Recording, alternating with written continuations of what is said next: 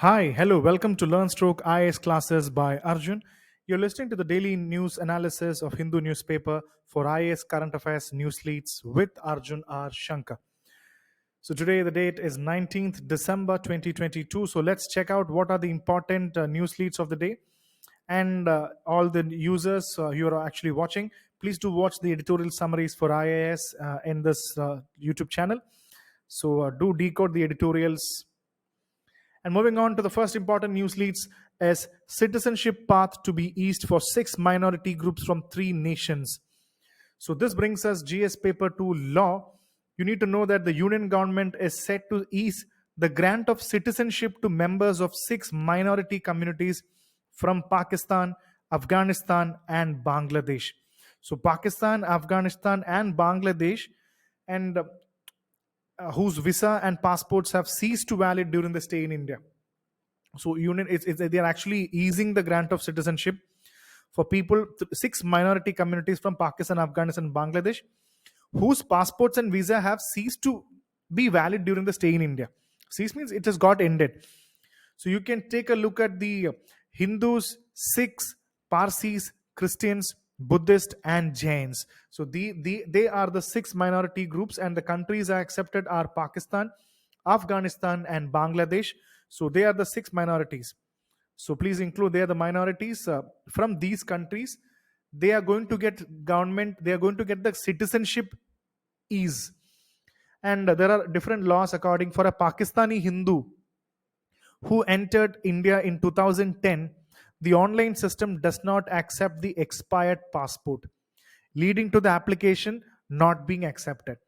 So the ending of the passport validity is for minorities is also difficult. For a Hindu Pakistani, for 2010, the online system does not work out. So what the problem is, the person or family has to then rush to the Pakistan High Commission in Delhi, which is charging a very big amount to renew the passport, and sometimes they may even reject it.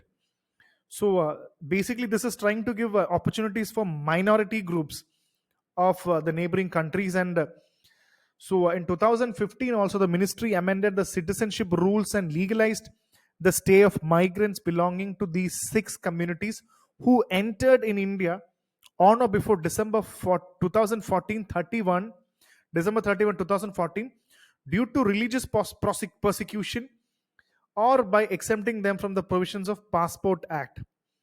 So changes will also be made to the online portal so that foreign passports and visas that have passed their validity can be accepted as supporting documents for application of citizenship. And you should know that the CAA, this also brings us what you the Home Ministry is also ready to revamp the citizenship portal also, where all these people are given chances. And the Citizenship Amendment Act, the CAA of 2019, which intends to grant citizenship to undocumented illegal migrants from these 6 non-Muslim community from the 3 neighboring countries, is yet to come in force. So that was it is the Citizenship Amendment Act is yet to come in force. And according to the ministry, you can see that more than 18,000 registered Hindu Pakistanis are awaiting citizenship. So if you want to relax this will be a good thing for many of the people who are minorities coming from Pakistan, Bangladesh, and Afghanistan.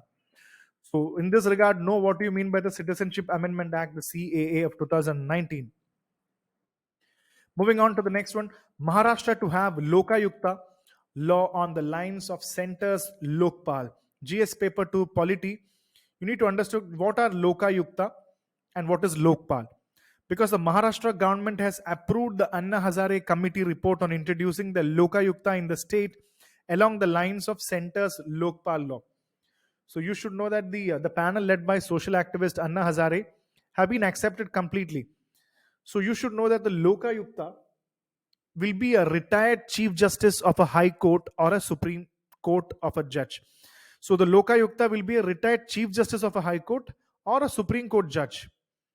So you need to know what do you mean by Lokpal and Lokpal and Lokayukta. You can see that Lokpal and Lokayukta, these institutions are statutory bodies without any constitutional status.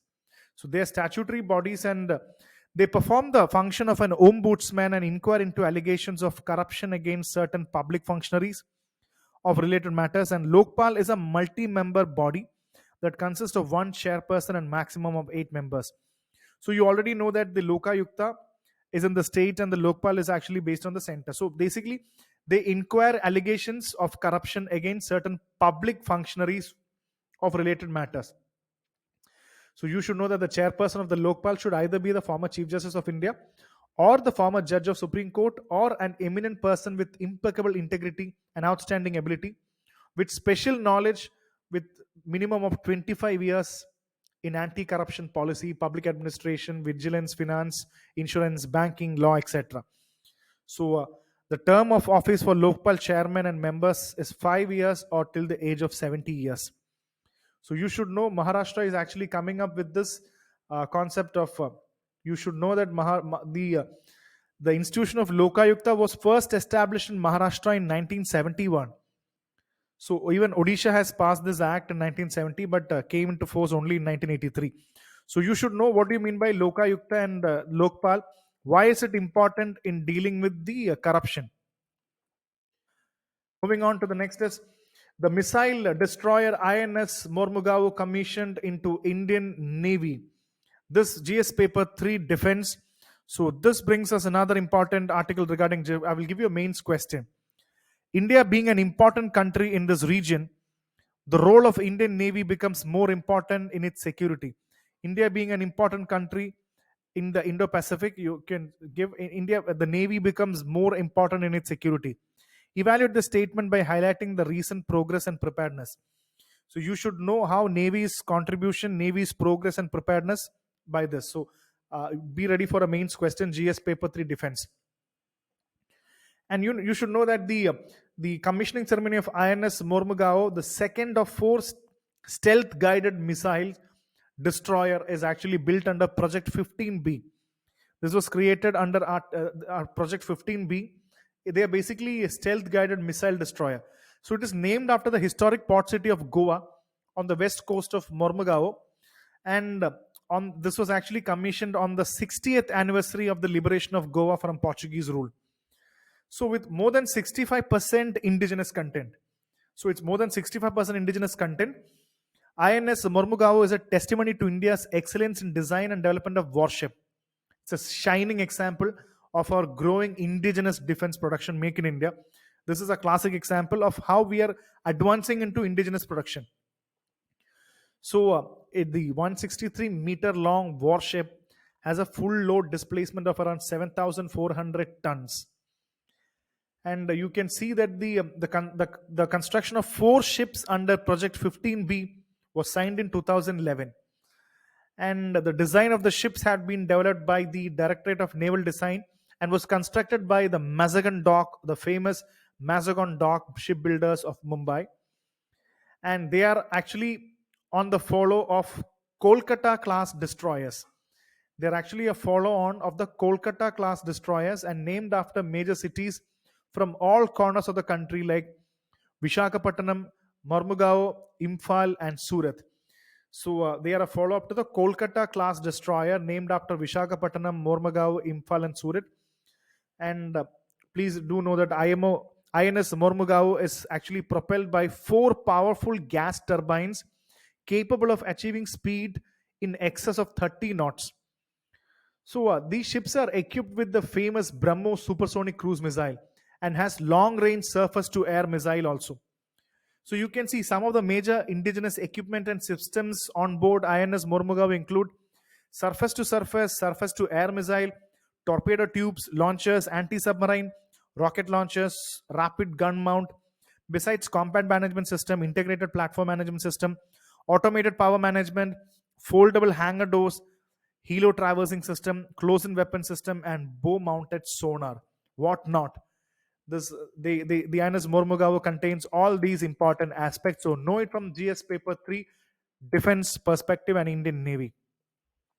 Moving on, Tamil Nadu makes Aadhaar a must for all its schemes, GS paper 2 welfare and schemes, because the Tamil Nadu government has said that all those who are eligible for benefits other than minor children under government schemes are required to submit proof of Aadhaar and undergo Aadhaar verification.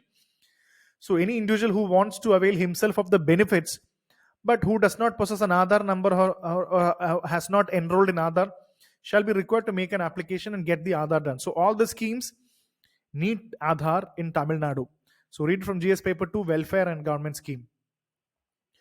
Next is net direct tax revenue up to 20%. Gross mop-up rises to 26%. So you can take a close look at this actually. The net direct tax collection, you can see the direct tax collection. The net tax collection has increased by 19.8% for the financial year 22-23. So the net tax collection has increased, and you can check in this regard the gross collection, net collection, corporation tax, personal income tax, advanced tax collection, etc.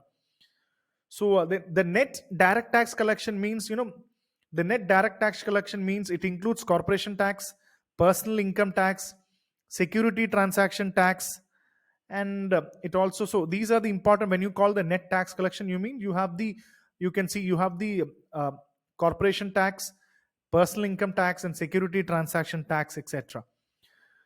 So the net direct tax collection registered more than 24.3% growth in the November. So overall, the direct tax collection has increased by 19.81%. So you can see the net tax collection has increased by 19.8%, and the net direct tax collection has registered 24% growth. So you should know what you mean by taxation. What are the direct taxation? So taxation is getting better. So what happens when you get, GS paper 3? What happens when the direct tax collection increases? The government is getting more money, more income is coming for government. Moving on, next is GS paper 3, internal security. Mao is trying to revive base in the Tri-Junction. So you should know that the intelligence agencies have alerted the Tamil Nadu police, and attempts are being made by the CPI Maoist to revive its Western Ghats Special Zonal Committee. So what is this Western Ghats Special Zonal Committee? The Maoist considered the base is located in the Tri-Junction forest of Tamil Nadu, Karnataka and Kerala. Very strategic to regain stronghold in the area. Dozens of youth, including students of law college in southern districts, have already been indoctrinated with Marxism, Maoism and Ambedkar ideology. And many problems have been created in this area. The police and intelligence agencies have been given warnings and red alert to actually be prepared to take on the Maoist insurgency. Next is, Northeast is not a last part of the country but gateway for trade and ties, says Modi. So I'll give you a mains question here. How is the new policy act fast for the Northeast and act first for the Northeast, creating all-round developments of the region? Discuss. So this article definitely talks about a lot of concepts like what is Northeastern Council, what is Border Village Program, what is Prime Minister's Development Initiative for Northeast region called the PM Divine. So what do you mean by divine? So the Prime Minister recently said that this is the policy. Act East for the Northeast and act first for the Northeast. So recently the Golden Jubilee celebration of Northeastern Council was going on. What do you mean by Northeastern Council? It was actually going on in Meghalaya, Shillong, and the center is spending now 7 lakh crore in the region against the 2 crore that was usually in the past. So government is spending around 7 lakh crores in the Northeastern region. And the Northeast Council was formed in 1975, formally inaugurated in 1972. The Northeastern Council is the nodal agency for the economic and social development of the Northeast region, comprising 8 states. So you previously, in the yesterday's session, we discussed about the zonal councils of India. There are 5 zonal councils: the North, South, East, West, and the Central. And for Northern Eastern Council, there is a separate body, which is the Northeastern Council. So Northeast is not a last space, and the government really believes that it is Northeast should not be the last space where we need to have development in India. Northeast act as a very pivotal position for the trade between international countries also. So that is something that it is actually telling. It is actually a gateway. It is a gateway for trade and ties with the Southeast Asian countries. And the government's border village program is helping these rural areas to come up with the urban centers and prevent out migration. And recently the Prime Minister said the number of airports in the region has increased from 9 to 16. And there is a length of national highways in the region has increased under the PM Divine scheme. And even the connectivity, the digital connectivity in the Northeast has got up, and a huge amount of 5,000 crores is being spent. The Atmanirbhar 5G infrastructure is helping the Northeast for the startup and ecosystem in the Northeast. And a lot of programs is actually happening. So as the union, the home minister is actually the chairperson of the council, the Northeastern Council, and he said the funding, peace, development, and connectivity is actually going to be very good in the Northeastern region. So please try to solve this question. Act East for the Northeast and Act First for the Northeast. So this is regarding, and moving on. Next is uh, regarding so there was one more concept called what is Prime Minister's Divine concept. So you should know that the PM Divine was actually announced in the budget of 22-23 to address the gaps in the Northeastern region, which is a central sector scheme with 100% central funding. So there's a lot of things like creating fund infrastructure, support social development projects, livelihood activities for youth and women, and create a lot of developments in various sectors, etc. Next is regarding inclusion of communities on scheduled tribe list, still on the back burner, say GS paper 2, law and constitution. This is brought in what is called as the Hrishikesh Panda committee. And over the past 1 week, Parliament has discussed the inclusion of various committees on scheduled tribe list of Uttar Pradesh, Tamil Nadu, and Himachal Pradesh. So the article talks about the Hrishikesh Panda committee. The task force was created to compile a comprehensive list of 40 communities from across the country that should be included in the scheduled tribe list on a priority basis. So many communities from Odisha, Andhra Pradesh, Tamil Nadu, and a lot of communities have been selected, and you can see that it was formed under the leadership of Rishikesh Panda. 40 communities from different countries. And the Kanda Kumbar, Jodia, the Chuktiya, Bunja, Sara, the Manikida, Purja, Durva, Pahadia are communities are the popular in Odisha. And in Andhra Pradesh, the popular community is the Konda Kumari. And in Tamil Nadu, it recommended the Pulayan. And in Maharashtra, also there are a lot of communities who have been displaced by the Narmada Dam project, and other versions of tribal people in Chhattisgarh like Bharia. And the task force has noted that the communities continue to be excluded.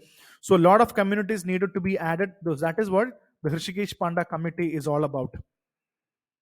GS paper 2. Next is Union Health Ministry holds meeting on HPV vaccine. So this brings us GS paper 2 health. What is human papillomavirus or vaccine? The human papilloma virus or vaccine. You should know that the Union Health Ministry has asked for a domestic international pharmaceutical companies for the introduction of human papillomavirus vaccine against cervical cancer among children in the national immunization program.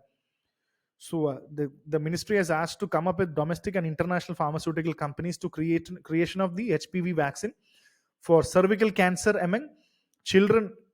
So what do you mean by the human papilloma virus? The most cervical cancer are associated with the human papilloma virus or the HPV, which is a sexually transmitted infection. Widespread immunization with HPV vaccines could reduce the impact of cervical cancer. So you should know that various strains of HPV spread through sexual contact and are associated with most cases of cervical cancer. So these are know about the human papilloma virus or vaccine. Why is it very important? GS paper 2 health. Moving on to the most cervical cancer associated with human papilloma virus, and moving on, India pushes for new biodiversity fund. GS paper 3 biodiversity, environment, and clean energy. I have 3 important questions for the mains. Here we go. What are subsidies or agriculture, forestry, and fisheries? So what are subsidies? Should we stop it and redirect it to biodiversity conservation? So should we stop subsidies and redirect it to biodiversity conservation? Biodiversity conservation requires ecosystems to be conserved and restored holistically. For biodiversity conservation, ecosystem approaches needs to be adopted rather than nature-based solutions. Give your views. So 3 important questions here regarding biodiversity conservation, and one regarding the biodiversity conservation and subsidy. Should you spend more money on subsidy in agriculture, forestry, and fisheries, or put it for more biodiversity conservation? What are your thoughts? So these questions are important, and these are the important. Next one actually talks about the various aspects of all these important aspects, and you can take a look at this because this article talks about common but differentiated responsibilities and respected capabilities, or CBDR. What do you mean by CBDR? And what is CBD? Convention on Biological Diversity. What is Global Biodiversity Framework? And what is Global Environmental Facility? So, a lot of questions: Global Environment Facility, Global Biodiversity Framework. What is Convention on Biological Diversity? So, it talks about various aspects. You need to find out about all these aspects because it talks about the Earth Summit in 1992, and it talks about the funding aspects of how we can create funding so that developing countries will also get fund, because developed countries have already created a lot of pollution and the burden is actually on the developing countries. So what are the funding options that India needs to have? So please do read about the various aspect of what are CB, very importantly CBDR, the common but differentiated responsibilities and respective capabilities. What do you mean by CBDR? And moving on, I think I've missed out three important articles which is not coming here. So I'm just explaining. One of them is where is the Upper Tamakoshi plant? This is regarding a news item called Chinese contractors hold up India-Nepal power trade. So the Upper Tamakoshi plant is a very popular hydro plant, and you can see that India-Nepal hydro power trade is set to become a regional game changer. So India is opposing to the Chinese contractors who are working with the Nepali power plant, because you can see that the Upper Tamakoshi plant has been operational since 2021, was constructed by a number of contractors chosen through international tender. So situated, the Upper Tamakoshi plant is situated close to the Nepal border with Tibet. The project on the Tamakoshi river was called Nepal's Three Gorges Dam. After 4 years of negotiation, India and Nepal signed a path-breaking power trading agreement in 2014, agreeing to exchange of electricity and cooperation in the hydropower sector. So you should know that the recent fight of China in the line of actual control, the government has issued a number of financial measures like controlling Chinese investments and import. So this is one of the important reasons. So know about the Upper Tamakoshi plant, which is actually operational from 2021, located close to the Nepal border. So know about the Upper Tamakoshi plant. And there was one more article which was actually mentioning about the important aspect of the Kionjhar. The Kionjhar finalizes beneficiaries 7 years after the DMF scheme. What is District Mineral Foundation scheme? Because Odisha's Kionjhar district is India's highest recipient of funds under the District Mineral Foundation scheme. So just imagine, more than in Kionjhar, the total District Mineral Foundation fund collection has actually touched around 8,000 crores, the highest for any district in India. So what do you mean by District Mineral Foundation? A District Mineral Foundation is responsible for implementing the Pradhan Mantri, the Khanij Kshetra Kalyan Yojana, or PMKKY. So DMF, the District Mineral Foundation, has statutory authorities that a state government set up in district affected by mining. So whichever district that is affected by mining, the District Mineral Foundation is actually being set up. So it contains a lot of board of trustees, and district collector is the managing trustee. So you should know that the Odisha's Kionjhar district is the highest recipient of fund under the District Mineral Foundation, because the District Mineral Foundation fund is augmented by mining companies' contribution of 30% of their royalty amount for mining leases. So the 30% of the royalty amount for mining leases is actually augmented by the District Mineral Foundation. So likewise, Kionjhar itself has got around 8,000 crores of funding. So, the District Mineral Foundation is basically created to improve the lives of people in Kionjhar, where 62% of the population lives below poverty line. So these are the the District Mineral Foundation is actually a scheme that is existing where majority of the districts are affected by the problems of mining. So these are the important two leads which I missed out in this concept. So please do read more about this and subscribe to LearnStroke IAS classes and listen to the current affairs classes, and do subscribe the channel.